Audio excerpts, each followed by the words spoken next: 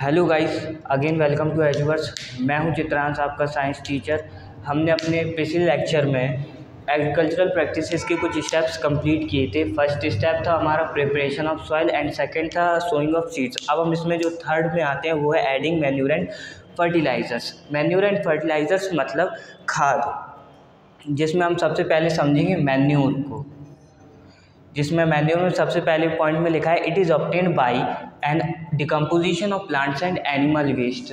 जो हमारे जो एनिमल वेस्ट है, जैसे हो गया आपका काऊ डंग, जब हमारा जो डिकम्पोज होने लगता है यानी सड़ने लगता है तो वो मैन्यूर की कैटेगरी में आने लगता है, तो उसी को हम बोलते हैं मैन्यूर। अब जिसमें आता है मैन्यूर में सेकेंड पॉइंट में आता है it is an organic substance. अब सबसे पहले इसमें समझते हैं ऑर्गेनिक सब्सटेंस क्या होते हैं। और ऑर्गेनिक सब्सटेंस वो सब्सटेंस होते हैं जो हमें नेचुरली मिले, जो हमें प्रकृति खुद दे। जैसे हो गया आपका फ्रूट्स, वेजिटेबल्स एटसेट्रास। अब मैन्यूर में जो थर्ड पॉइंट आता है वो होता है इट इज़ प्रिपेयर्ड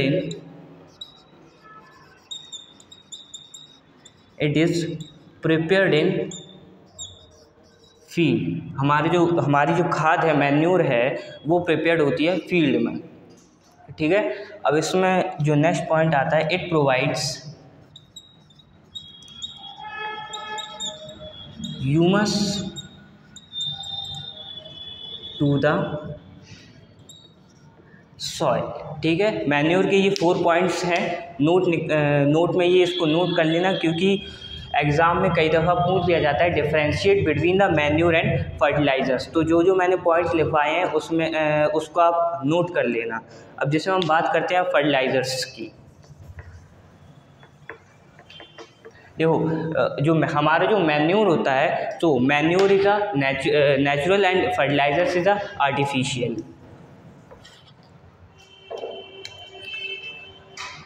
जिसमें फर्टिलाइज़र में सबसे पहले आता है इट इज़ अ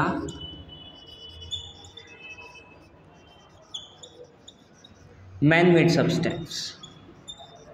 हमारा जो फर्टिलाइज़र है ये मैन मेड सब्सटेंस है, मतलब जो हमारा जो फर्टिलाइज़र वो इंसान खुद बनाता है। And it is prepared in factory. ये जो फर्टिलाइज़र है ये प्रिपेयर्ड होता है फैक्ट्री में। अब इसमें थर्ड पॉइंट आता है it does not provide humus to the soil. ठीक है। अब ये थे हमारे फर्टिलाइजर्स के कुछ पॉइंट्स। अब जो हमारी जो एग्रीकल्चरल प्रैक्टिसेस का जो हमारा ये थर्ड पॉइंट है ये होता है कंप्लीट। अब बात करते हैं हम इसके एग्रीकल्चरल प्रैक्टिसेस के फोर्थ पॉइंट पे, जो है इरिगेशन, जिसमें आता है आपका irrigation.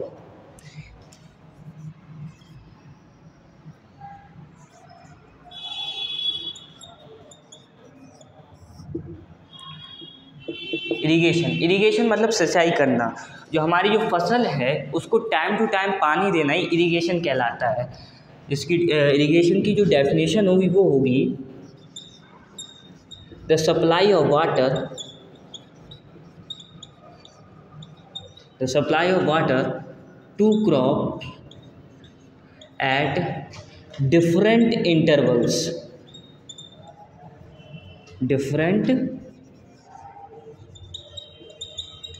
intervals is known as irrigation। ठीक है। जो हमारी जो फसल है, फसल को टाइम टू टाइम पानी देना ही इरिगेशन कहलाता है। अब बात करते हो सोर्सेस ऑफ इरिगेशंस की। एक minute.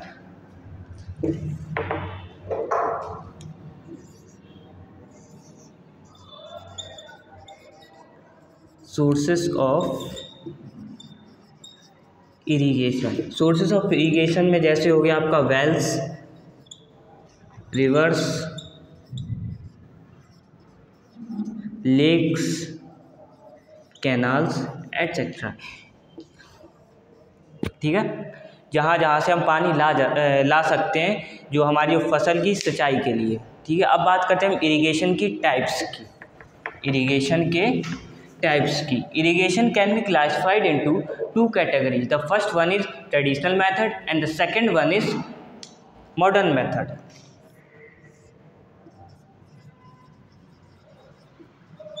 First one is traditional and the second one is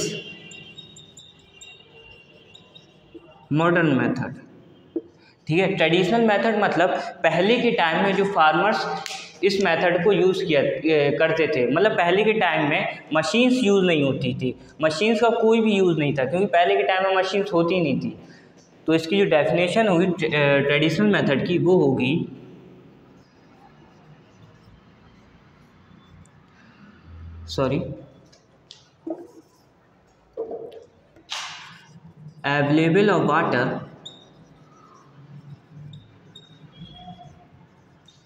available of water rivers,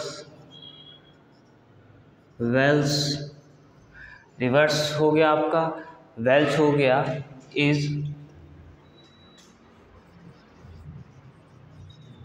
lifted up to by different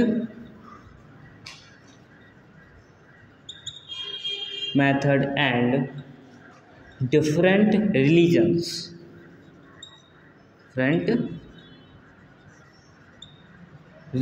यानी पहले के टाइम में जो हमारे फार्मर है रिवर से लाता था पानी, वेल से लाता था, लेक से लाता था, कैनाल से लाता था, मतलब पहले के टाइम में कोई भी मशीन्स नहीं थी। फार्मर्स इसमें खुद जाते थे वेल्स के पास, रिवर्स के पास पानी लाने। और जो ट्रेडिशनल मेथड का जो सेकंड पॉइंट है वो है this method is cheap and less efficient. Cheap and less efficient मतलब ये जो हम ट्रेडिशनल मेथड है मतलब इसमें टाइम कंज्यूमिंग ज़्यादा थी और ये हमें उतना अच्छा रिजल्ट भी नहीं देता था। अब इरिगेशन के सेकंड टाइप्स पे आते हैं जो है मॉडर्न मेथड, जो मतलब आज के टाइम में लोग यूज़ करते थे। This method help us to water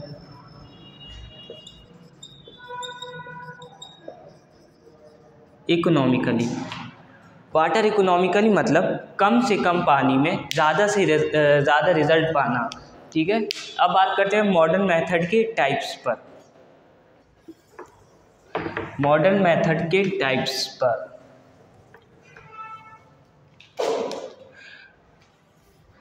modern method can be classified into two categories.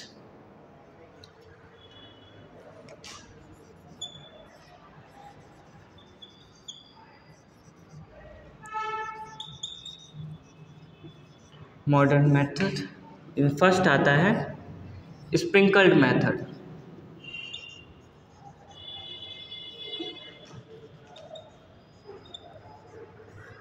में आता है स्प्रिंकल्ड मेथड। स्प्रिंकल्ड मेथड में क्या होता है, best places where the land is uneven. ये जो हमारे स्प्रिंकल्ड मेथड है वो sprinkled method best places where the land is uneven. The land is uneven मतलब ऊबड़ खाबड़, जैसे वहाँ की जो ज़मीन है वो ऊपर नीचे, और ये जो स्प्रिंकल्ड मेथड है वो सॉइल लैंड पर यूज़ नहीं किया जाता है, ये जो है सैंड लैंड पर यूज़ किया जाता है। और इसमें वेस्टेज ऑफ वाटर भी है, यानी इसमें जो पानी की जो इसमें ज़्यादा पानी भी वेस्ट नहीं होता था। तो ये हो गया आपका स्प्रिंकल मेथड। अब जो स्प्रिंकल्ड मेथड का जो डायग्राम है आपको एनसीईआरटी की बुक में गिवन होगा, तो देख लेना। उसमें एक वेल्स होगा, उसके ऊपर एक मोटर लगी होगी जो डिफरेंट पाइप्स में डिवाइड होगी, जो डिफरेंट पैरेलल में डिवाइड होगी। और उसकी जो पाइप्स है, पाइप्स के सबसे ऊपर में आप जो देखेंगे उसमें होगा एक नॉजिल लगा होगा, जिसमें नॉजिल में आपको जो वाटर है वो स्प्रिंकल्ड होता है। अब बात करते हैं मॉडर्न मेथड की, सेकंड मेथड की, वो है ड्रिप सिस्टम। एक मिनट, है ड्रिप सिस्टम। एक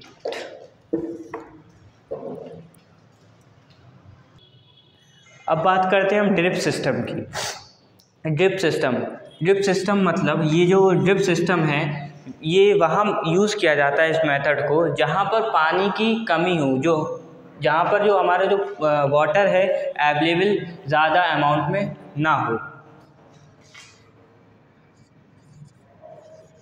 best places where the water is not sufficient. ठीक है, अब इसके जो मॉडर्न मेथड के सिर्फ 2 टाइप्स हैं, स्प्रिंकलर और ड्रिप सिस्टम।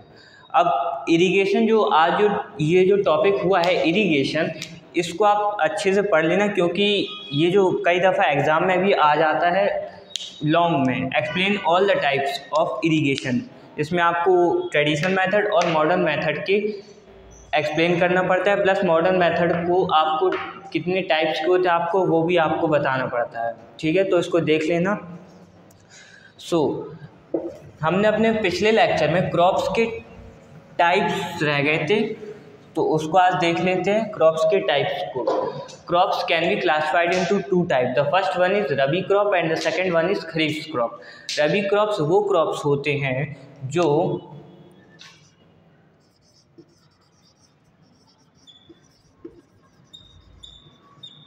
विंटर सीजन में, ऐसी फसल जो विंटर सीजन में उगाई जाती हूँ।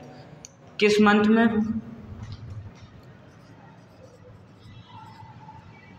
अक्टूबर से लेकर मार्च तक। ऐसी फसल जो अक्टूबर से लेकर मार्च मंथ में उगाई जाए उन्हें हम बोलते हैं रबी क्रॉप्स। क्या बोलते हैं? रबी क्रॉप्स। अब बात करते हैं खरीफ क्रॉप्स की।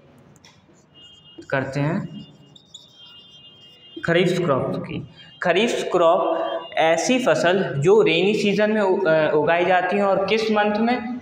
जून से लेकर सितंबर तक, उन्हें बोलते हैं खरीफ क्रॉप्स। रेनी